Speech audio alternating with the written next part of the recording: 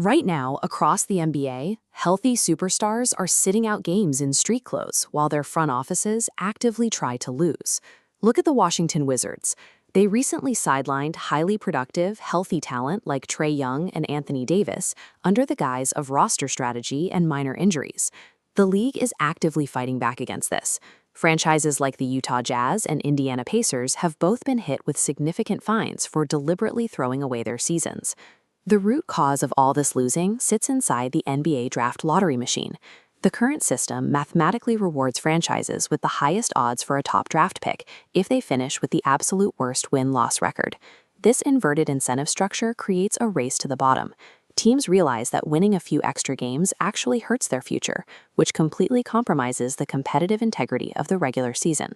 To fix this, the NBA has engineered three radical mathematical proposals. Ahead of a formal Board of Governors vote in May, the league is looking to adopt one of these concepts to kill the tanking strategy for good. The first proposal focuses on stripping away the value of finishing dead last by expanding the lottery pool from 14 up to 18 teams. This chart shows how the new odds would distribute. Under this model, the absolute worst 10 teams in the league would all lock in at exactly an 8% chance of winning the top pick.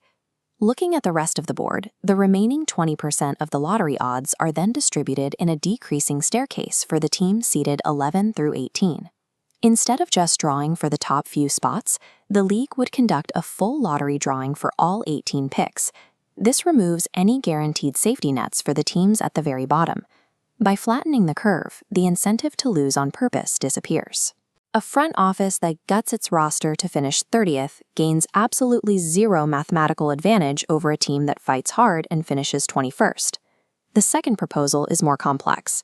It expands the pool to 22 teams and evaluates a franchise's win-loss record over a 2-year window rather than a single season.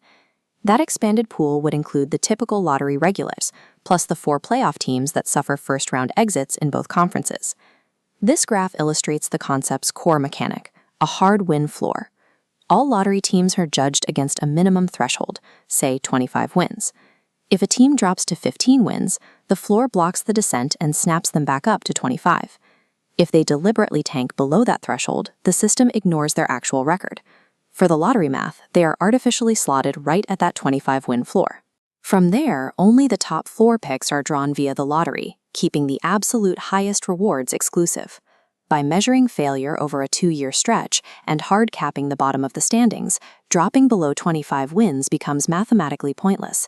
There is no extra ping-pong ball waiting for you at the bottom. The final blueprint is called the 5x5 lottery, and it isolates the absolute bottom 5 teams in the league. This diagram shows those bottom 5 teams placed on an equal level.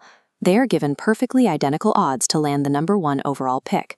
An initial lottery drawing assigns the top 5 slots among that group. But here is the severe catch.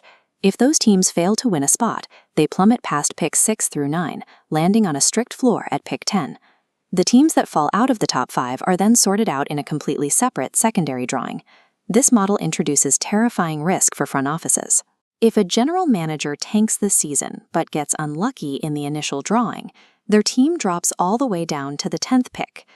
The core philosophy behind all 3 of these proposals is simple. The league is using probability and math to decouple the act of being unwatchable today from winning tomorrow. These are mathematical weapons designed to force executives to build rosters through creative, competitive ways, rather than relying on a built-in advantage for losing. This May, the NBA Board of Governors and Commissioner Adam Silver will vote on these concepts to decide which blueprint becomes reality. Regardless of which option passes, the era of using the standings as an easy front office loophole is effectively over. The ultimate goal is a restored regular season, where every franchise is actually forced to try and win every single night.